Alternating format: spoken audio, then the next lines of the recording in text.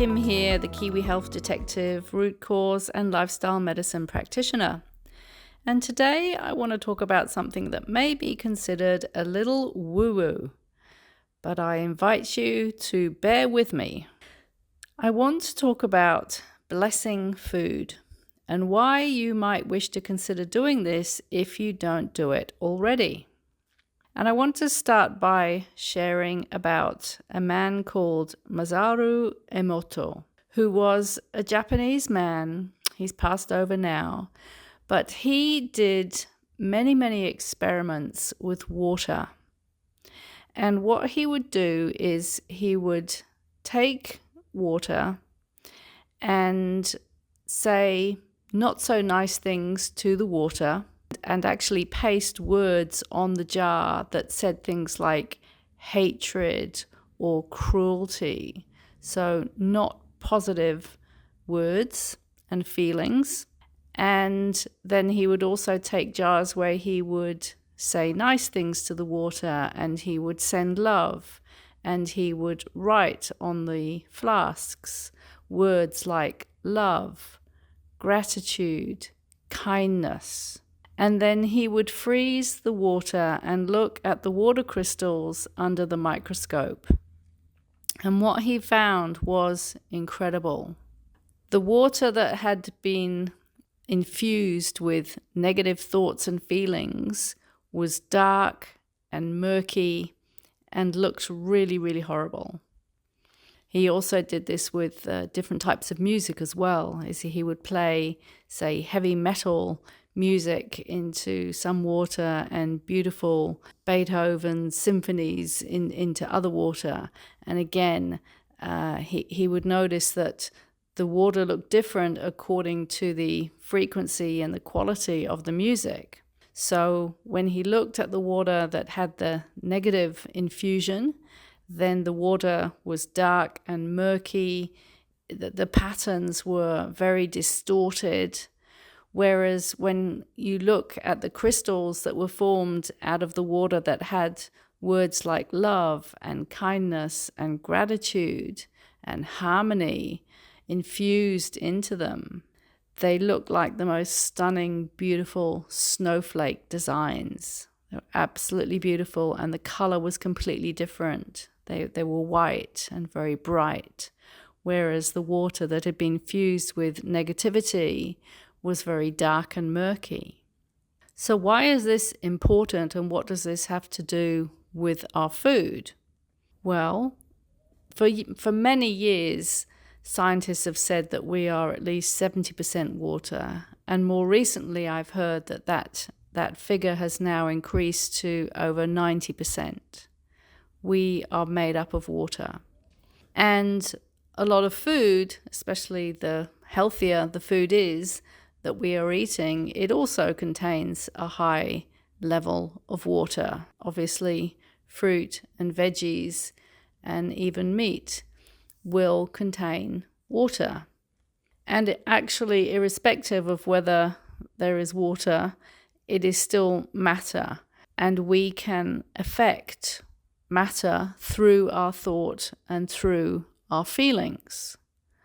And that includes affecting our own body, not just the food that we're putting in our body. But if we think about the quality of the food today that we're eating, very sadly, it is reducing in quality all the time. And this has to do with many factors, such as the quality of the soil being depleted, and the fact that there are more and more pesticides and herbicides and more genetically modified foods being introduced into the system, into our culture, especially in the West. So unless you're growing your own food at home, your own fruit and veggies, and you know that they are spray-free and they're organic, sadly, there is so much toxic material being put into and onto foods as they are grown. That includes meat as well, whether it's beef or chicken. They are being injected with all sorts of nasty things as they are growing. it is staggering the amount of toxicity that is introduced into foods as they are grown. And so when that food comes into our house so that we can cook it and eat it, or eat it raw if it's a salad, unfortunately, even though it may look very lovely, it might look like a lovely apple or lettuce or red pepper or piece of meat or chicken or whatever it is, it's quite likely that unless it is completely organic, that it has a lot of toxicity in it. And our body has to process and try and eliminate those toxins.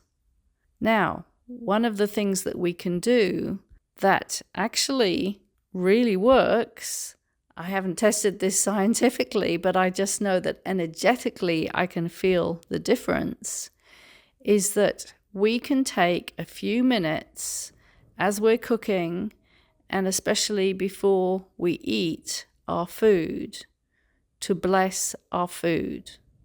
Now, this ritual of blessing food was something that was done potentially a lot more in days gone past, and it is still done in many countries around the world, for example, in India.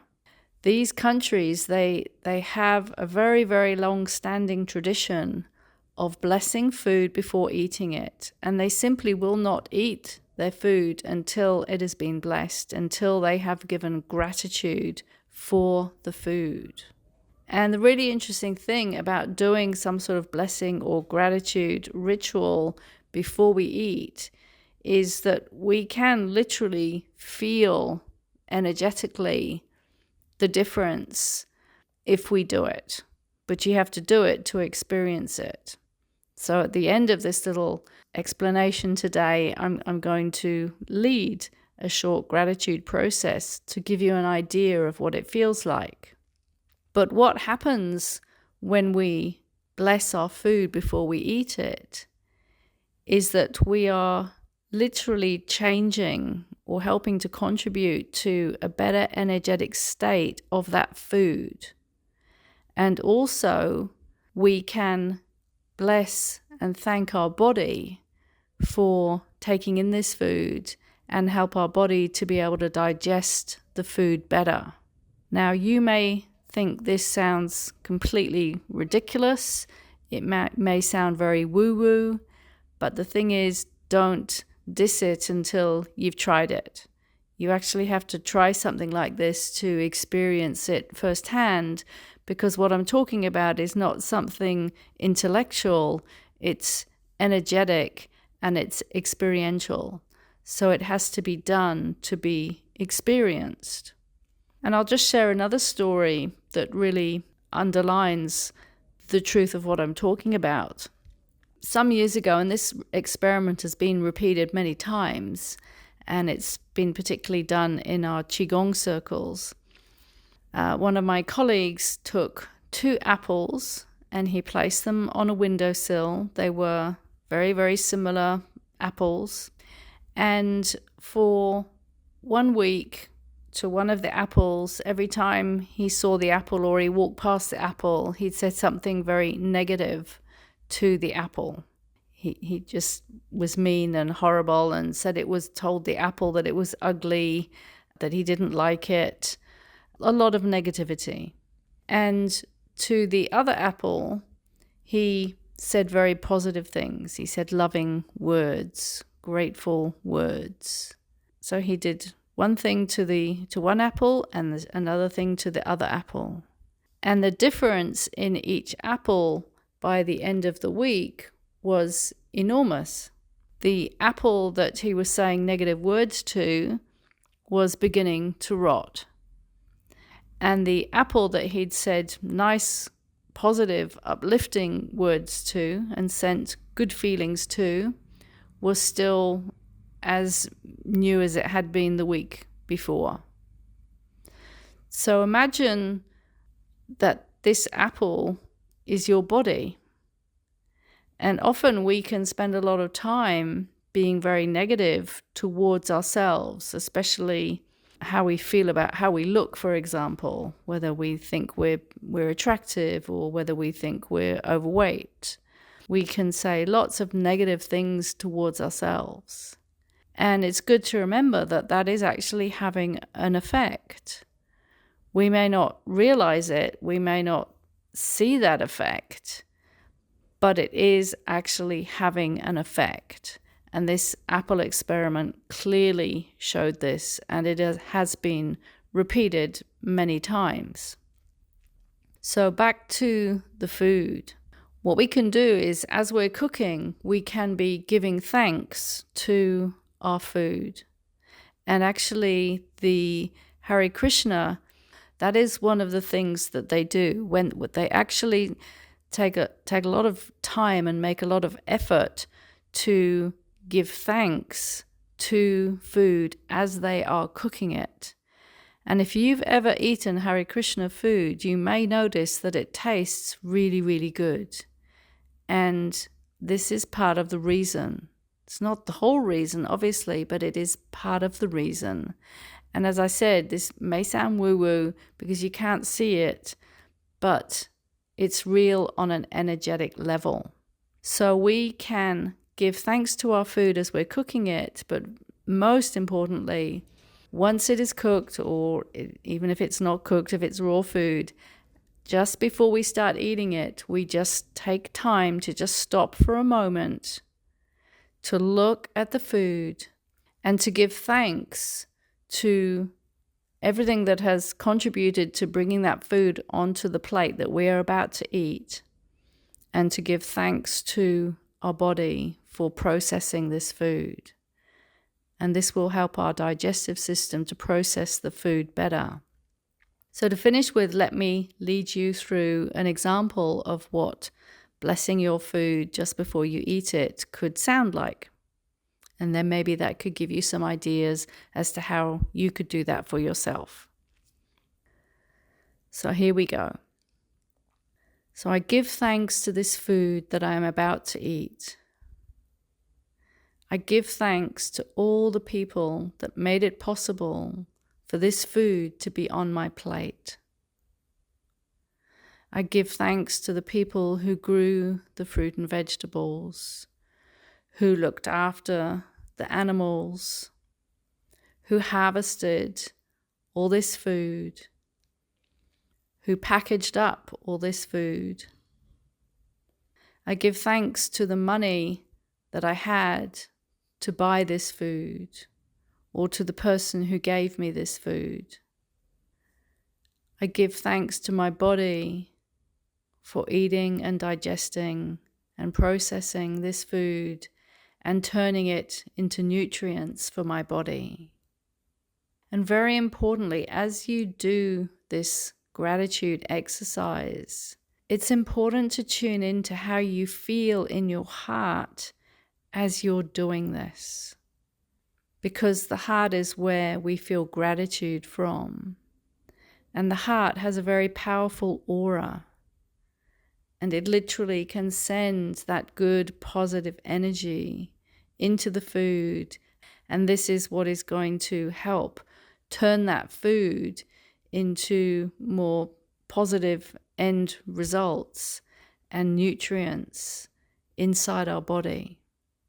It also helps us to bring us into a good, peaceful state for eating, which will also help us to digest the food better. So all I can say is to invite you to try this out if you haven't done it yet. But I hope this has given you food for thought, because this really can help to purify the food that we're eating and to make it healthier for us to eat. And it's so simple. It's just the process of being grateful and thanking for what we have. And it can make quite a difference. And it can even alter the chemical structure of the food and water that we're putting in our body. So this is Kim Knight, the Kiwi Health Detective, root cause and lifestyle medicine practitioner.